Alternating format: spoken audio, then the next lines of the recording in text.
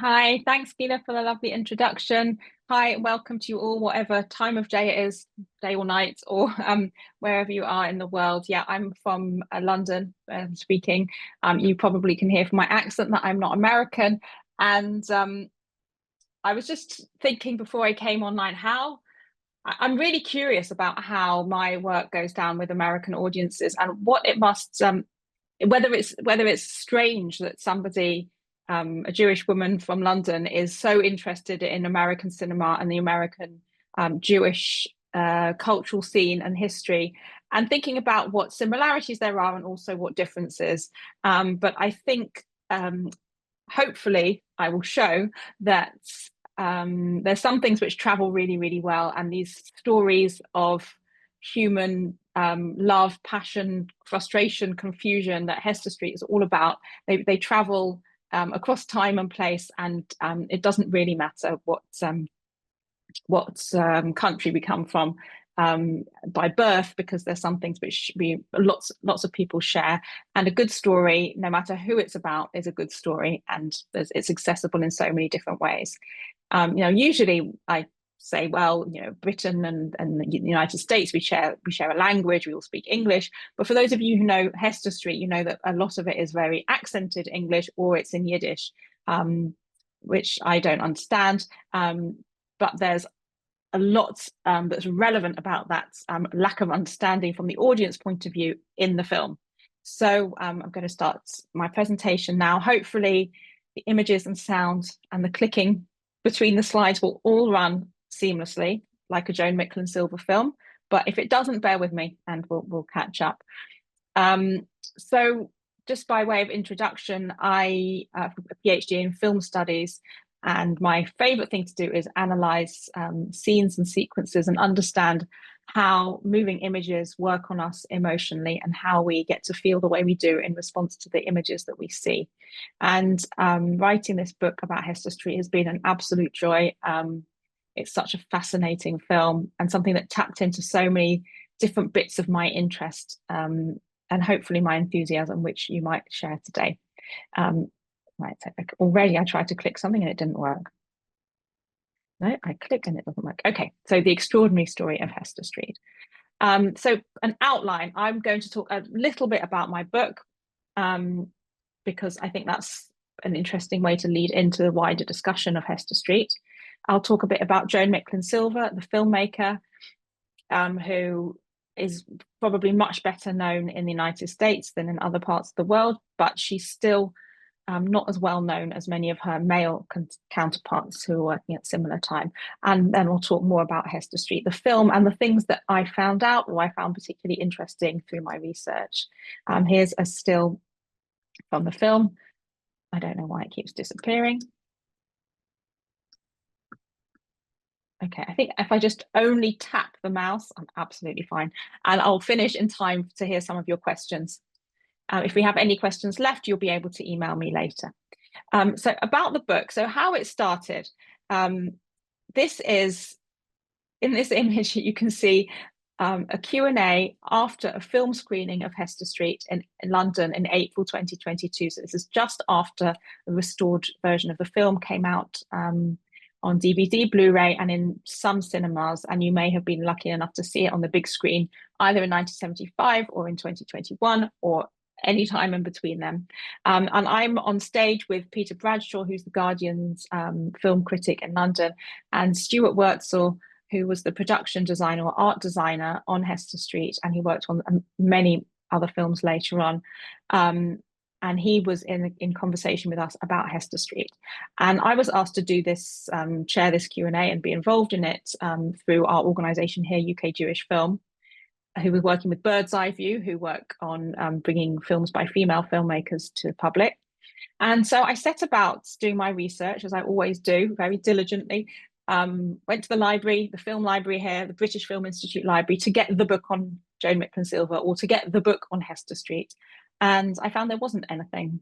There were a few chapters here and there about certain aspects of Hester Street or certain aspects of Joan Micklin Silver's career, but nothing that really brought together the many themes that I thought were relevant or could be relevant, or all that I was trying to find out. I was still at that stage trying to find out more about the film and about the filmmaker. And I was really surprised by this. I thought there was a big gaping hole. And as a researcher and a writer, I thought, well, I'm going to fill that hole. I made a proposal to the BFI Film Classics series, and they immediately were enthusiastic about this. And it's one of those obvious omissions. You know, I think people would presume that somebody like Joan Micklin Silver would have been recognised today. People who know about her would think that she ought to have been recognised, and people who don't know about her think, well, she's obviously an unknown, so why would you bother dedicating so much work to her? But actually, there's a lot of curiosity, and since her death, sadly, there's obviously been more interest, and she rose up a little bit more in public consciousness. Oh, my clicker is now working. So why hasn't there been? These were guiding questions when I came to writing the book, which are possibly questions for today as well. Why hasn't more been written about Hester Street? Why hasn't more been written about Joan Micklin Silver? And then I had to say, well, what has been written? And mostly the film has been considered in academic circles in Jewish studies. So it does crop up in courses in Jewish studies in terms of stories about Jewish women. And I am going to tell you more about the film. For those of you who don't know the film, I will get to that very soon. It's stories of immigration, stories of Jewish identity.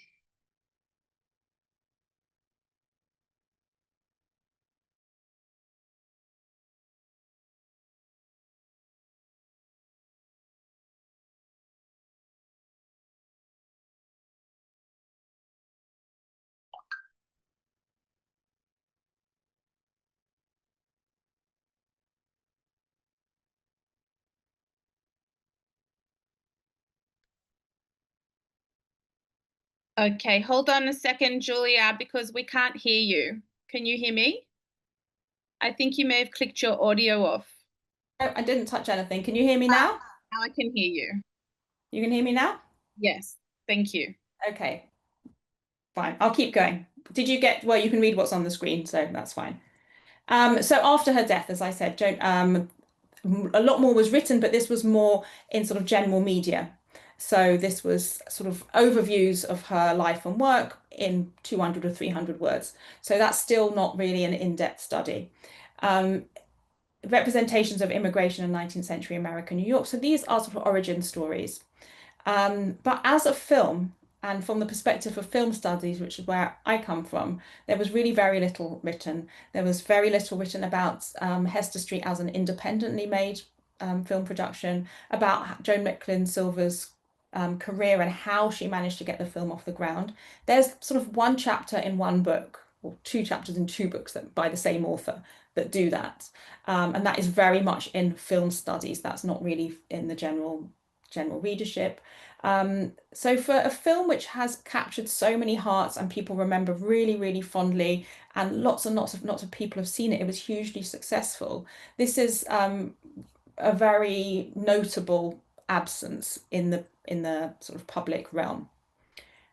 So I thought, what can I do? How can the perspective be widened? And this really boiled down to three questions. Well, what is the film's feminist, Jewish, and independent filmmaking legacy? And I really want to consider those three aspects as not separate. Feminist, Jewish, and independent are not distinguishable niches, niches into which to put this film.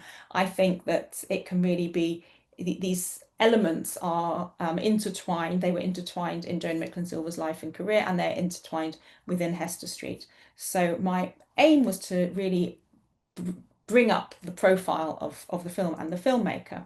So a little bit about Joan Micklin Silver, that may surprise some of you. I'm not sure the pictures fit in the thing because I've changed the screen view, but it doesn't matter. She was born in 1935 in Omaha, Nebraska, to immigrants from the Russian Empire. So for those of you who know Hester Street, you may know that it's in Hester Street. Joan Micklin Silver's parents never lived in New York. So it wasn't sort of an autobiographical turn in that way. She went to Sarah Lawrence College and married Raphael Silver, who's the son of Rabbi Abba Hillel Silver, who many of you may have heard of. He was a very prominent Reform rabbi. and he was involved in the state of Israel as well. She lived in Cleveland, Ohio, and in 1967 moved to New York City, which I can only imagine must have been a very exciting move for a young creative woman. They have 3 daughters, and she worked as a journalist and scriptwriter, but previously she'd worked as a music teacher as well. And in 1974, she started working on Hester Street. So she'd been making short and educational films and was very successful doing this. And then she wanted to start working on her feature film, but found it was very, very difficult to get this to happen. Because she came up with so much resistance from Hollywood's media, Hollywood studios, she and Raphael founded their own film production company called Midwest Films, which I will mention again in a minute. So why aren't, and I'll talk about what happened after Hester Street as well. So why aren't Hester Street and Joan Micklin Silver better known? So we can find this out by diving into some things about Hester Street by way of introduction. Well, was it too Jewish? Even before it got made, when she went to production executives to try to get the money, it was seen as too Jewish. It was such an individual story. And she made films about Polish immigrants that she was told to make. She was commissioned to make. She wanted to make a story about Jewish immigrants, and she was told, well, that's too specific. Why don't you should probably make a film about Polish immigrants, because that's more accessible. So after that, she wanted to make the Hester Street a Jewish story, but it was just perceived as too Jewish and therefore not relatable to other people, or something which wouldn't have as much commercial appeal as would be necessary. Hollywood was really not doing very well in the early 1970s, and there was a lot of reluctance to spend money on newcomers unless you happen to be a young male making a film about murder and rape. But if you just wanted to make something different like this, there wasn't a whole lot, and people weren't taking chances. She was obviously a woman, and this was held against her. She was told openly, directing is not a job for a woman. And I'll come to the quote later. And she was also independent, so she didn't have industry backing or support system. She wasn't Elaine May or Joan Rivers or Barbra Streisand, who were stars, who were famous, and they were entertainers. Joan Micklin Silver's ambition was to be a working director. So it's a very different presentation, and she didn't come with her fame already. She didn't have someone in the industry who was going to help her. She was a very, very hard worker, and she was talented, and she was successful in her area, which was making short films for television and for educational purposes. But she wasn't a surefire bet or crowd pleaser in the way that some other women, Jewish women working in the industry, might have been. She was also esoteric. She made very bold stylistic choices, which she was enabled to do because of the independence, because she didn't have a studio boss breathing down her neck. But it also meant that people didn't really know what to do, how to trust her, how much to trust her. So as a consequence, was she marginalized? Was she overlooked? Her films have been underscreened and underappreciated, perhaps more so outside of the United States. I know that in the United States, when I was doing my research and I searched Hester Street and things like the New York Times or the LA Times, it will come up in the listings of films that were on television, the sort of 3 a.m. slot. Throughout the 1990s. In the UK, we always have Westerns on. We used to always have Westerns on in the middle of the night. I don't know if it's the same in the States, but it was like, that's what you could always find on a Sunday afternoon or at 3 in the morning. And Hester Street was often sort of given that slot as a nostalgia piece, as something that people might watch if they're really desperate to find something, or if they're a bit tired. So I began to see that in 1975, Joan Micklin Silver was changing the tide. And that's also what's happening today, is there's a lot more interest in women filmmakers who have been overlooked and restoring some of that lost appreciation. Unfortunately, this coincided with her death in some ways.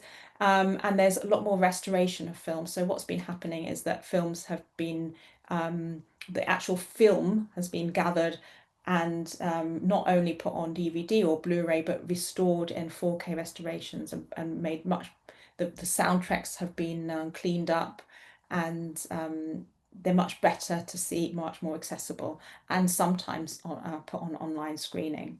So here's this quote about women directors. Here's Joan Micklin Silver in conversation with Carol Kane in 2016. Maybe some of you were even there on that night, I don't know. I'm going to attempt to play the clip and hope that everything runs smoothly. Let's see what happens. And when I finished them, I tried desperately to get an appointment at the studios, at some studio, to get somebody to talk to me about getting me a job. And finally I did. I finally got to meet with a studio executive.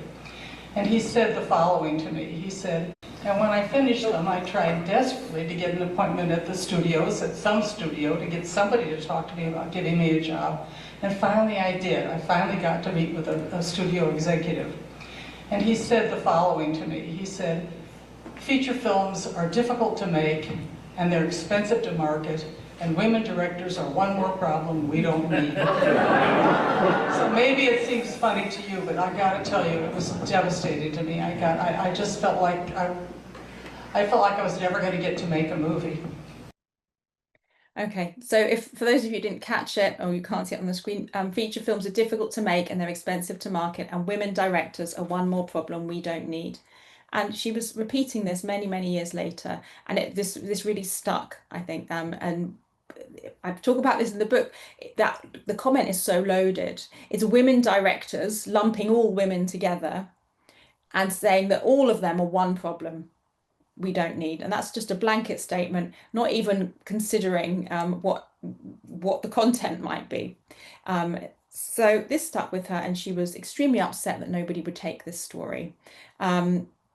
And her husband, Raphael, saw how upset she was. He was a real estate developer, quite successful. And he said, well, I've got some contacts with people who might be interested in investing. So why don't we try and raise the money? And he raised initially $350,000 with which to make the film. So they set up this production company, which eventually became a distribution company as well, because nobody else would distribute the film. They said, well, the distributors said it will only appeal to Jewish audiences and synagogue markets. And Raphael said, no, this film it's got legs. So they self-distributed it. So this is them a little later. Judging from the prints, I'm saying it's late 70s, early 80s. Also the hair, obviously. And I love that photo. So the story that Joan Micklin Silver chose for her debut feature film, knowing that if the debut feature film failed, she would not get another chance, she chose a story that would honor her parents' experiences as immigrants. And this is a story that she found while she was researching the Polish immigration story. So she took this story called Yiddish, or Jake, by Abraham Kahan, that was published in 1896. It was originally written in Yiddish, but then first published in English. And it's obviously, you see other stories of Yiddish New York. And it was the story of Jake. So he is the title role, Yiddish, or Jake, who comes to America, and he has a girlfriend, but then he also has a wife who comes from Russia to join him in New York. And it's the story of how they all struggle along in America. But Joan Micklin Silver, being who she was, she took this story and she took a small character, the wife called Gitl, who is a sort of his small, dark, hysterical, weeping woman, and made her the lead protagonist, but not at the very beginning of the film.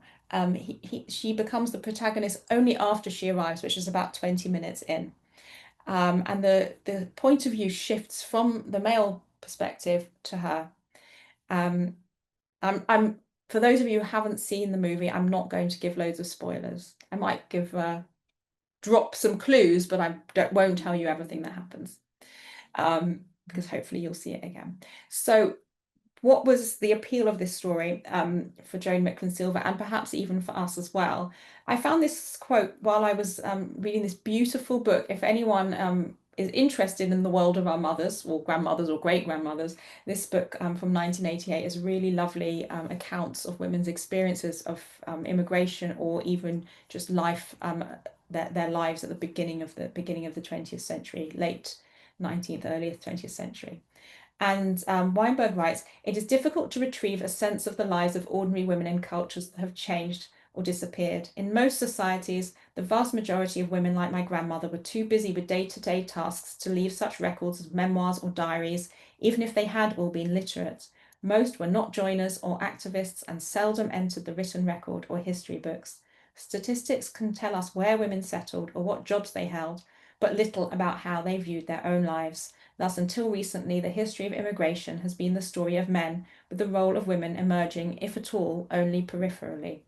So this has changed since 1988, but it's interesting that this is already 10 years after, or it's still 10 years after Joan Micklin Silver was making Hester Street. So Hester Street was really at the very beginning of this revival of telling women's stories. You see this in the republication of Jezerska's Yiddish stories as well. Joan Micklin Silver wasn't operating completely by herself. There was momentum gathering about recovering these stories and anecdotes and inner lives of women who were not recorded in official histories.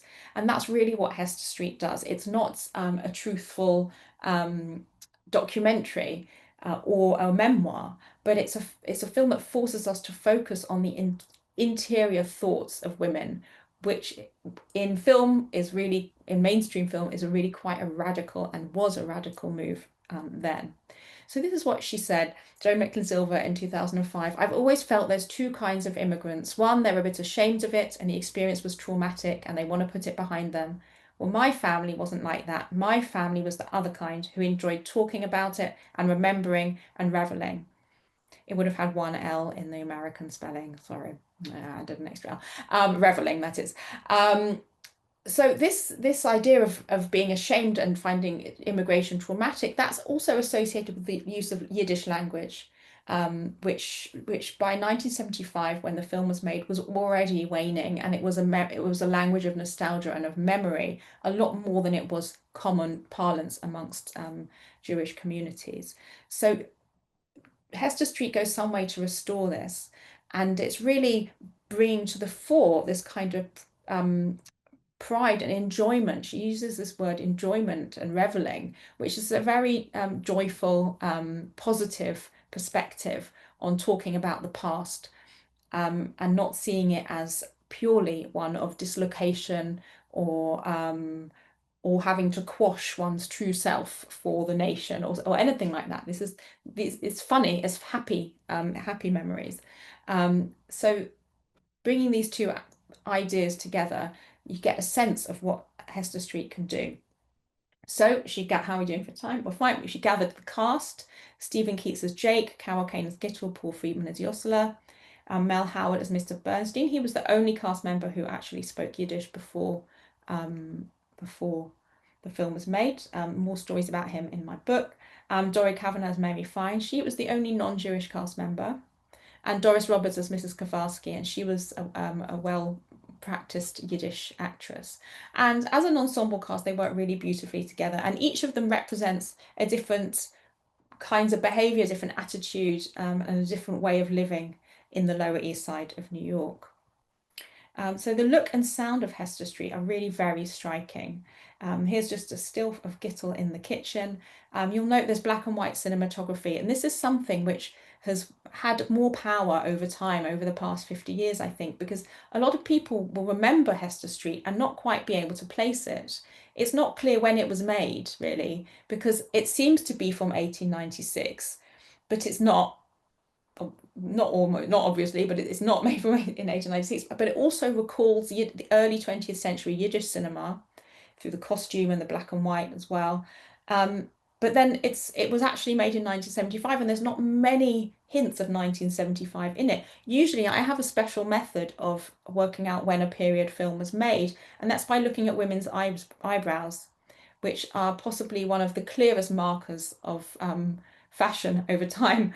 But you can't even tell that from there's no like overarch, anyway, that you can't really tell from that. It's very, very faithful to the period, and it was inspired by contemporary images, and by contemporary I mean photographs taken in the 1890s and 1900s of New York.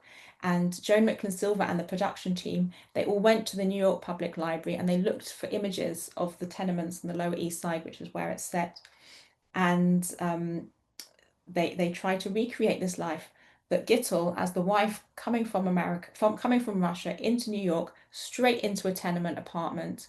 You can see there she's at the stove, at the hearth.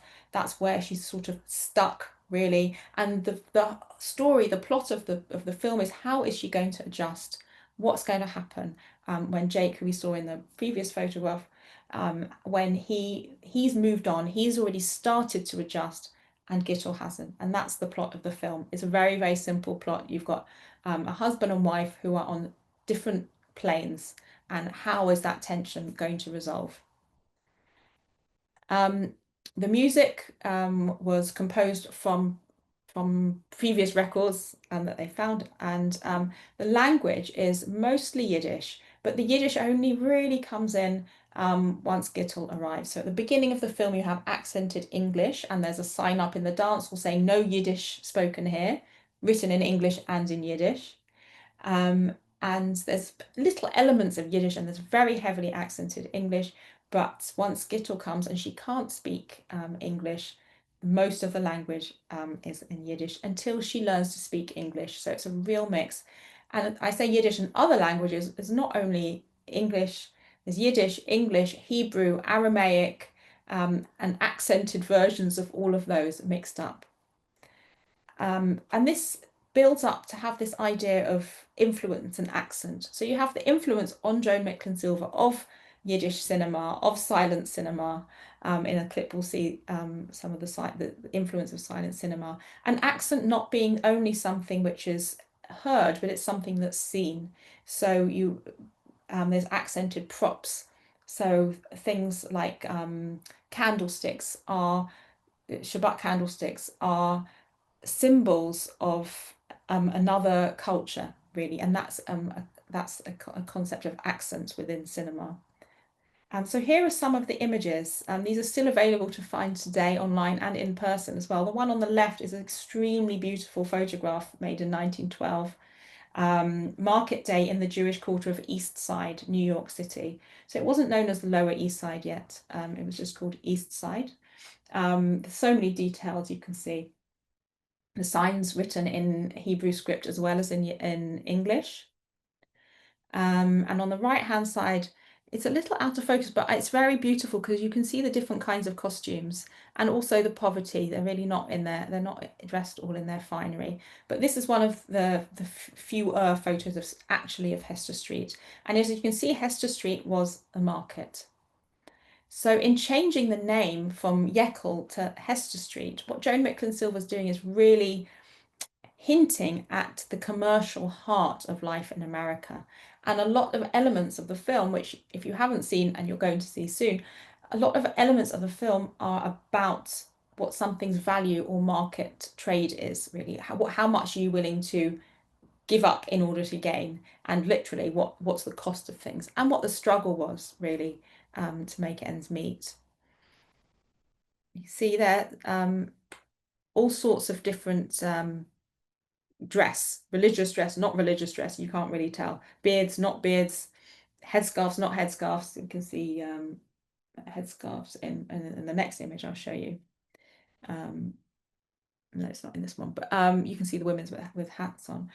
So the one on the left, that does look like somebody's ketubah in the middle of the frame, like you can see mine back there. It's quite similar. My favorite point of the image on the left is the little dog on the bottom left-hand corner. Can everyone see that? These were not the days of health and safety in the workplace. There was always a child in the tailor shop as well. Lower East Side, so it's already called Lower East Side Tailor Shop. I think they were used interchangeably. And the other one is daytime foot traffic on Hester Street, 1899. I need to move my screen, hopefully it won't mess up. So the one on the right hand side, daytime foot traffic on Hester Street around 1890.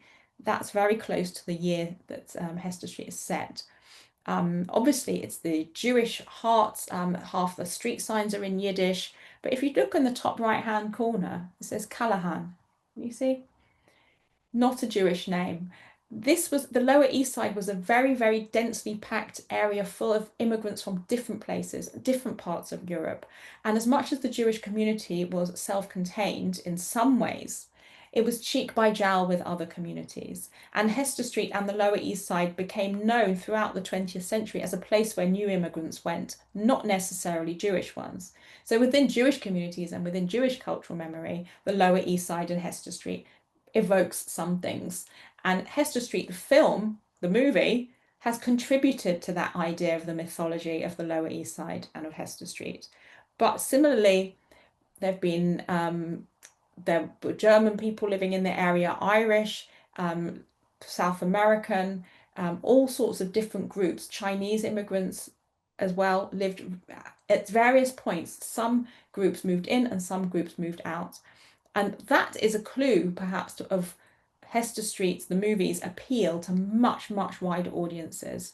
And also why I think it deserves to have sort of serious academic or even just recognition, public recognition of the movie's significance and appeal to very wide audiences, because it's not, it happens to be about a Jewish person, but it's not a Jewish story, because all of these populations would have experienced very similar issues when they arrived.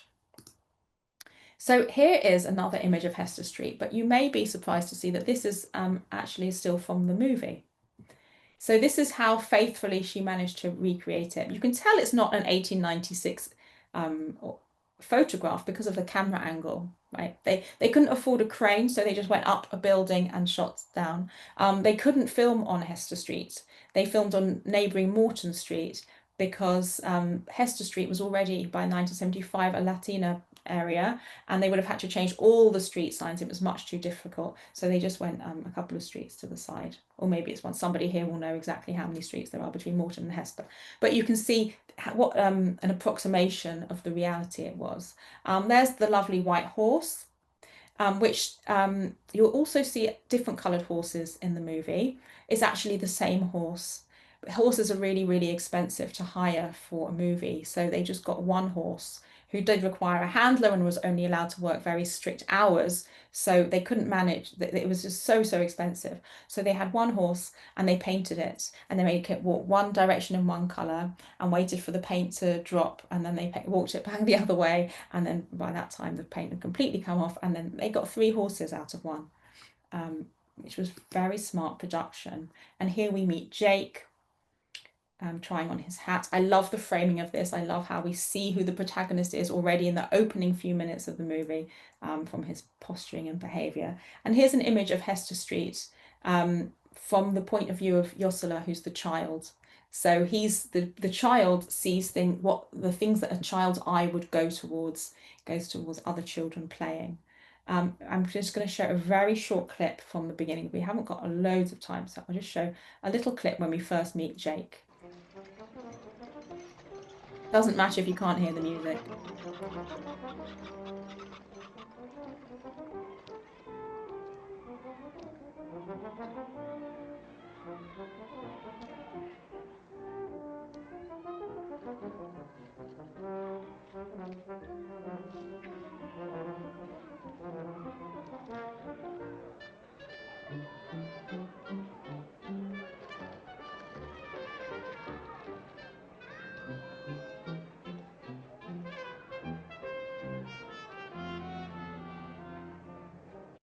And then he buys the hat. So you can tell quite a lot about him, even just from this opening moments.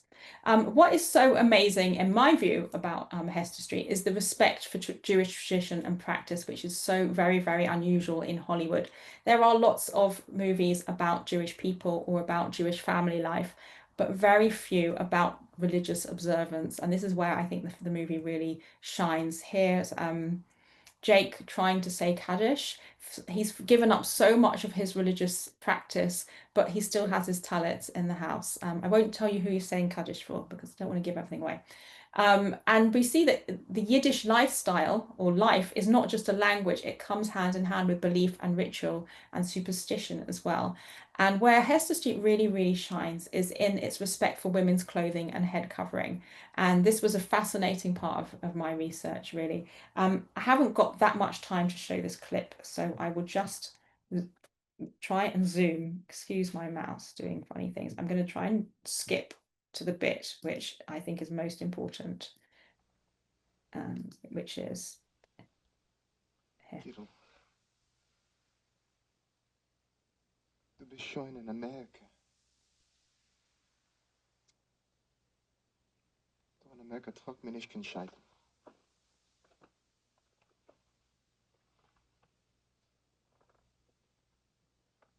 Ich habe dich. Du tragt mir nicht kein Tichlach. Jankel, ich will nicht kein betegene hoch. Ich bin eine verirrte Frau.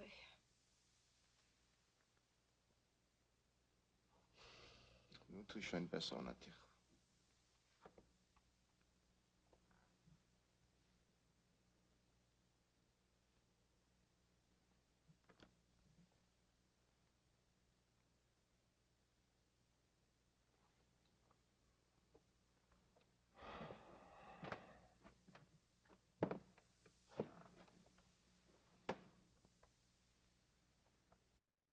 I'll stop there. I could watch this clip over and over again, but what I really want to point out is how when Gitl goes to take off her sheitel, the camera pans sideways. And that's such a huge respect towards Gitl's character that even we aren't allowed to see. This is the opposite of a voyeuristic male gaze, which is what you might see in mainstream cinema, especially in 1975. And it's little quiet Gitl who somehow, when she looks up, she has the power to move the camera away. And it's such a moment, and we have that desire, oh, what should it look like underneath? No, we're told that's not for you to see. And whether Jake is allowed to see or not depends on her tradition, and it depends on her desire.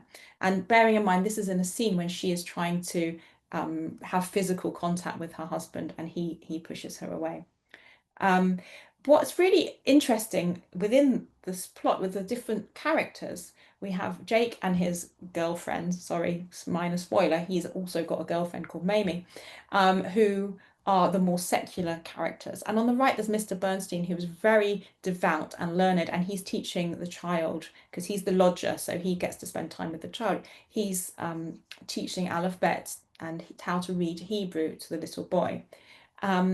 And we see that they all, even within the Lower East Side, there's a huge variety of ways of being and choice, and there's almost too much choice. Jake doesn't know what to do with himself. He's got so much choice.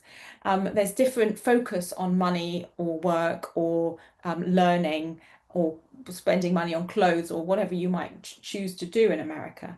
And characters like Jake and Gitl, they don't seem to try to escape their Jewish life or escape the Lower East Side. They just want to be more American, whatever that might mean to them. And I think that's a very realistic and respectful way of looking at Jewish culture. It's not homogenous. They're not all from the same place, speaking the same accent. Mamie is Polish. They've all come at different times, and they all want to live in different ways. And you don't tend to see that still today in mainstream representations of Jewish life. It tends to be much more, everyone in the family does the same, and then there's the crazy religious relatives or something like that. But this, Hester Street does not approach it in that way at all. There is respect towards those people who are more observant than others. I'm going to skip that because we haven't got loads of time. So feminist readings, this was really, really interesting to me because I was able to bring in all the stuff that I'd been working on in other contexts and bring it to this film, which I think is magnificent in the way that Gitl's character emerges and builds sort of from the inside outwards. And she has real character growth, which is rare, and Jake doesn't. So it's not just that she is a real developed character. Jake ends up not very changed to how he is at the beginning. I won't tell you what happens at the end of the movie. The cinematography and perspective of movement, we've talked about that a little bit with the way that the camera moves, but also the way that Gitl is often framed in a close-up or an extreme close-up, and there's sometimes at the beginning of the film she's made to look very small by having her in a corner of the frame with the camera pointing down on her, and then she sort of grows throughout the movie. The different places that Jake and Gitl move about in, she's put firstly within the home, and Jake is much more outdoors, and he's got a lot more freedom of movement than she does.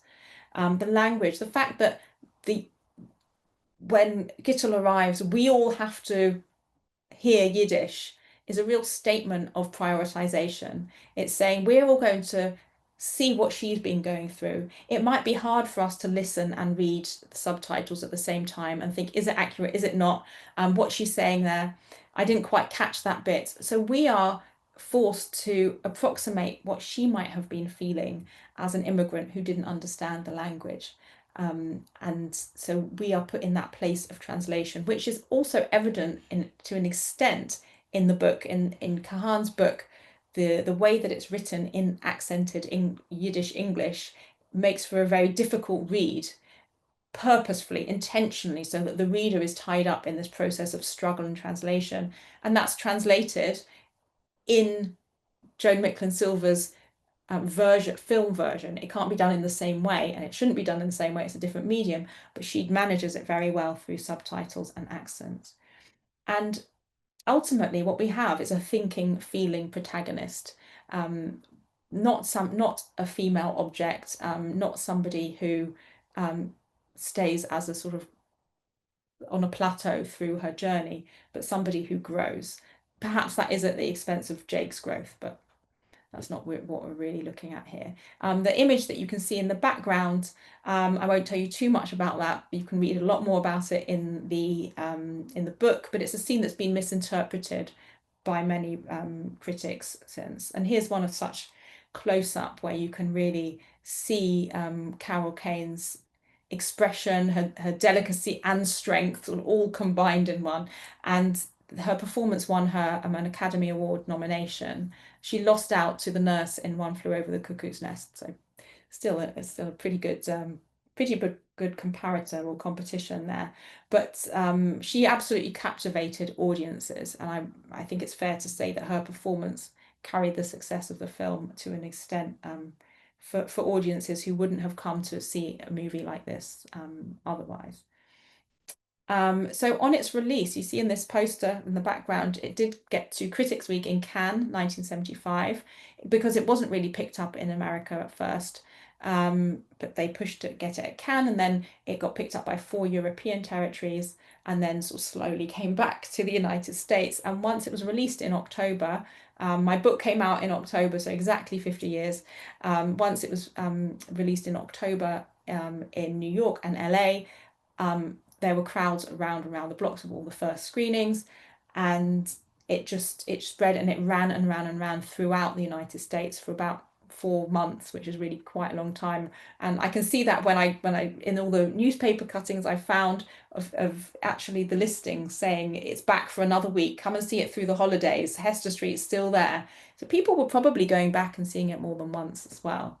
It was very, very successful publicly. It made $5 million, which was a lot for some film that was made for less than $500,000. She got Academy Award nomination, which the Raphael and his he did sort of engineer the getting it on the right desks at the right time. Somebody said, look, I think she's worthy of this. Let's give it a try.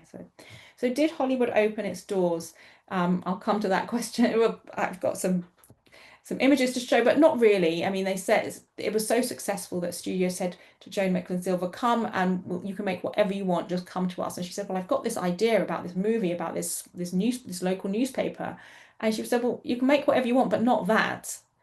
So she said, well, that's actually, I don't want to go through all this again. I haven't done all this just to be told I have to make your movie. So they used their funds and Midwest Films to make Between the Lines, which stars a 24-year-old Jeff Goldblum. If you haven't seen it, it's amazing, and the music's fantastic.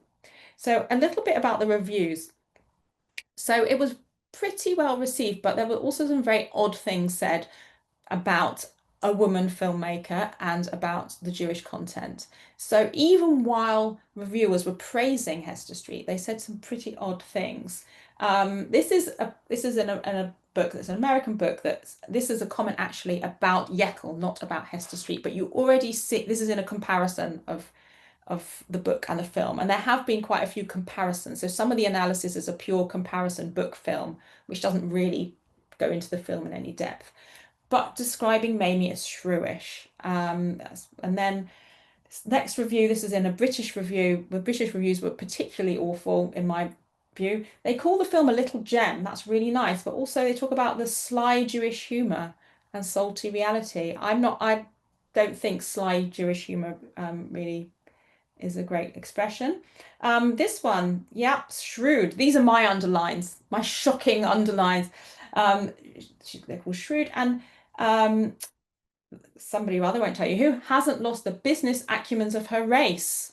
Yeah, there's just, I can't really comment on that. It says it all, business acumen of her race. This is just blatantly racist. It actually uses the word race. The next one is Pauline Kael. I mean, really well regarded, but very biting critic. Joan Silver, so not even calling her Joan Micklin Silver, she's using her husband's name, because she was Joan Micklin, he was Silver. So they often called her Miss Silver. Also, I just, really just getting it wrong. There's no evidence of shattering vitality. Oh, sorry, Joan Silver may not have a very large talent, at least in this first feature. There's no evidence of shattering vitality, but she is gifted. I mean, this is in a longer review where she praises some bits and criticizes others. Another one, she called Gitl a shrewd survivor. Here's another one, Mamie, a flashy, shrewd woman of means. Oh, look, somebody else shrewdly bargaining. And the worst one, don't read that big quote at the bottom of the screen because it does have spoilers. I'm covering it up on my screen. Mamie, Dory Kavanagh, who has sloughed off the outward signs of her orthodoxy like a snake does an old skin. So here we have Jews and snakes, really blatantly out there. I've got a note of which this was in a British publication. So these reviews really went some way to telling me why the film didn't have more gravitas in the film canon, maybe why publishers weren't jumping to write a book about Hester Street or Joan Micklin Silver, why it maybe got forgotten after a few years, why it was a hit with audiences who related to the content, but the words which are used to describe something affect its cultural memory, affect the way that it gets considered taking forward, and also its worth, its cultural worth. And these are just put downs. These are anti-Semitic, misogynistic put downs. Even if it's in amongst saying, well, she was quite talented and yeah, it's quite a good film. But the public opinion was a little bit different. We don't really know exactly who was reading these reviews. Despite those odd and slightly horrible reviews, Hester Street did lead to some open doors. I see we're short on time, but it's fine, we're going to get there.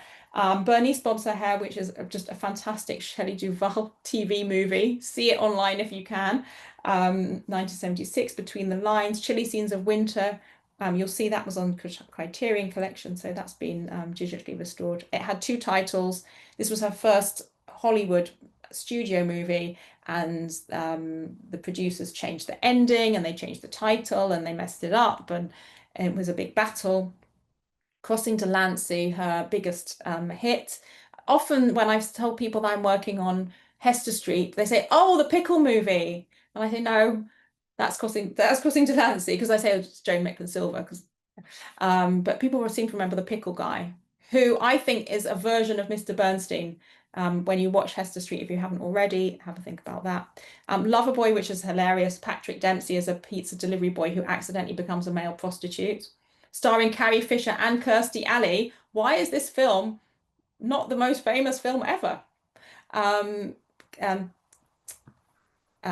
so on. You can see the other. Fish in a Bathtub is very funny. Jerry Stiller and Anne Meara. I know Ben Stiller has a movie out about his parents. Everybody should be watching A Fish in the Bathtub if they want to see their parents acting together in later life. And Mark Ruffalo plays their child. So Joan Micklin Silver clearly had an amazing talent for working with actors. And all these elements really play into why I think she ought to have been much better known, not just as a Jewish filmmaker, not just for Crossing Delancey, but really as somebody with a breadth of talent, and people enjoyed working with her. She was really good at working with actors, and amazing soundtracks as well. The soundtracks are really something else. So to sum up, I started off with my questions. That's where I needed to change the italics. What is Hester Street's legacy? Well, I've mentioned its legacy, I think, for feminist filmmaking. It did pave the way for women who were coming behind her, but there's been an issue with feminist movements again and again, that each generation or each 10 years, the same battles have to be fought. There isn't the structure in which to pass the baton on as easily as it might be in some other circumstances, but she certainly made a splash. The Jewish legacy is really tied up with the feminist legacy, I think, showing religious Jewish women as respected, sympathetic, not hysterical, as thinking, as making deliberate, thoughtful choices about the way that they live their own lives, not always being under the thumb. And for independent cinema, we're really showing different ways of doing things and how to have success even without the industry backing. But in conclusion, what I really feel is that, as I said at the beginning, without these you don't need to put it as feminist or Jewish or independent or any of these things. A great film is a great film, and I think that Hester Street really is simply a classic. So it's coincidence that the series of books that I wrote for is called BFI Film Classics, but each volume intends to promote the movie as a classic and to be considered as such. And I'm really happy that Hester Street has been sort of now included in that canon and is not, hopefully, not only seen as a Jewish film or a film by a woman. It was been even less considered as an independent film, because independent filmmaking seems to have just completely forgotten about Joan Micklin Silver. She's there's very little. There's one person who's writing about her film from that perspective, other than me, but it's somebody who works on independent cinema. So Hester Street today. Oh, the colours have gone. I don't know if you can see it in funny colours, but anyway. So I've talked about the way that Hester Street has actually changed the street. Oh, now it's gone. There was a stage show in Washington, D.C. Hopefully some of you got to see that. The films have been restored, they're reaching new audiences, and there have started to be some retrospectives of her films. We just had one last week in London on my instigation. But not all the films, only 2 or 3 or 4 at a time. And sadly, after her death as well. But she did have a lot more attention after her death. And does she have a place in film history? Where is it? I think that's still to be seen. I really hope that the next few years see a lot more screenings of her movies, especially of Hester Street, where it all started. I'm going to finish up now because I've got just a very few minutes for your questions and comments. If you're going to receive a link on if you want to read more of how to get this my book, but if you don't want to go via a link, you can go via QR code and take a picture of your screen if you want. And if you don't want to read any more, then I would just encourage you to watch more, because the movie can speak for itself. Hopefully my analysis will shed more light on it and tell you more sort of behind the scenes nuggets, like the horses stories. But that is all from me for now, apart from your questions. I will keep the screen up if that's okay. But if you want to, I can stop sharing the screen, whatever you like. I will send everybody a link as well in the follow-up email to the book, so you can stop sharing so we can see your face. Beautiful. First of all, thank you so much for such a great presentation, very informative. Was Yiddish her first language? And how much do you think Yiddish contributed to the popularity or not popularity? Yeah. No, nobody spoke Yiddish except for the Bernstein actor. So they got an acting coach, a vocal coach, to come in and help with all the different Yiddish accents. And she did not speak Yiddish. She heard Yiddish as a child. She heard it around her. She probably knew the odd phrases. Doris Roberts brought a lot of the jokey lines that Mrs. Gavarsky says. Doris Roberts remembered her grandmother saying. So they're real sort of Yiddish anecdotes. But no, none of them spoke Yiddish fluently, not at all. How important was it? It was very important for authenticity, but also I think we talk about metaphorically today, giving somebody a voice. But Yiddish was this voice for the Gitl character. And it encompasses so much of the confusion and the barriers. We talk about a language barrier, literally and metaphorically. And this is all played out through the use of the language in the film. And also, she gets better at speaking English. So we become much more aware of the accented English and the development of language through the course of the film. But do you think it was a barrier to it becoming more popular at the time? No, I think people loved it, because whatever community somebody comes from, if it's an immigrant community, they will remember an accented generation. And that is something which rings true. So if it was just speaking English with a Yiddish accent, I don't think the film would have been as successful, because that's not quite as successful as, excuse me, as versatile. It's not as transferable to Indian, Chinese, Spanish-speaking communities who would have had a grandmother, for example, who came out with the wrong word for this or that, or some of the, Joan Micklin Silver would say she always heard her parents and grandparents telling jokes and stories, and her mother would tell these long anecdotes in English and then get to the end and say the very end, say the punchline in Yiddish. She would say only the Yiddish works for this bit. And I think that's something which is very common to lots of different cultures. And I think the use of Yiddish, and also the way that we are forced to engage in that process of reading and translation. There's lots more in the book about the different ways of reading. They were illiterate. Most of the characters couldn't read or write. So Joan heard it at home. Did she speak it as well? No. I mean, she probably would have known the odd phrase, but not particularly. No, they weren't ashamed of the background, but she was born in Omaha. Right. Which is, why do you think they went to Omaha and not the Lower East Side from Russia? Well, this is a question for, I suppose, the historians, but the Lower East Side was very, very overcrowded, and there was a big drive to welcome immigrants to other areas. Maybe not welcome isn't quite the right word, to place them or house them in other communities, because it was such a drain on the New York's society and resources. It was horrible. There was a lot of squalor. There was a similar community in Chicago, smaller in Boston as well, which is actually where the Jake character in the book had been first for 2 years, I think. There were Jews all over in smaller numbers, but the Lower East Side has become this mythological place, and people connected to it, even though it wasn't actually their origin, the literal origin. It was their metaphorical origin. I've got a great book, and it's called Lower East Side Memories. If I can pull it off my shelf. Here it is. I'm going to plug it because I love it.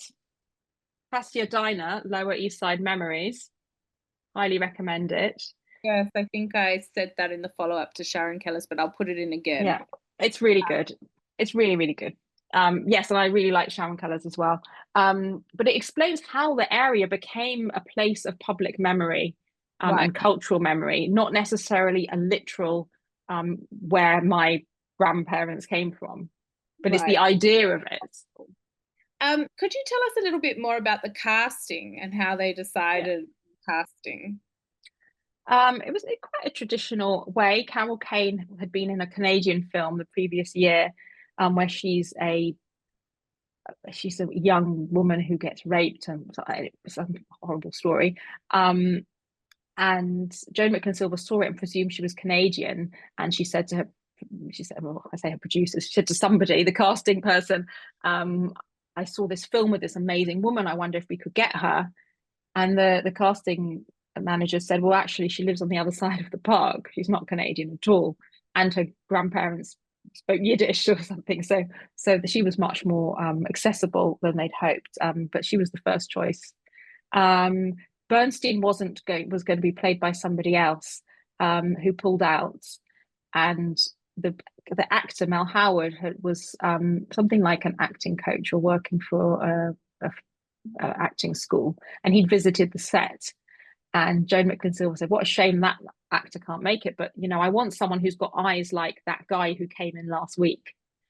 And they said, "What, that Mel Hamilgar? You know, he grew up in a Lubavitch household and he speaks Yiddish. He's not an actor, but we can try and get him anyway." So that's how he came in. And Stephen Keats, as Jake, was a jobbing actor. He's also from Jewish background, but didn't speak Yiddish. And unfortunately, he died young. And Doris Roberts as Mrs. Kowalski, she was already, she'd done a lot of stage and television.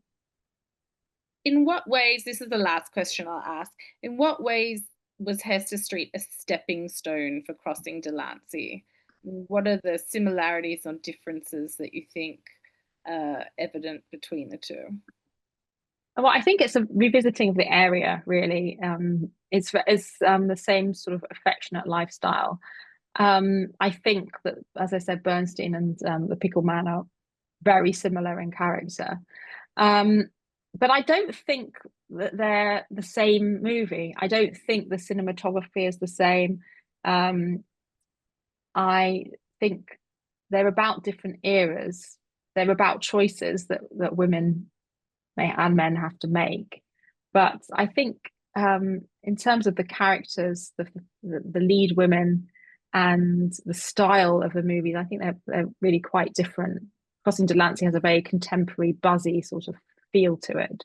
It's not, there's an element of nostalgia, but it's not, the aesthetic is so different to Hester Street. Well, thank you so much, Julie. This has been very insightful. Thank you.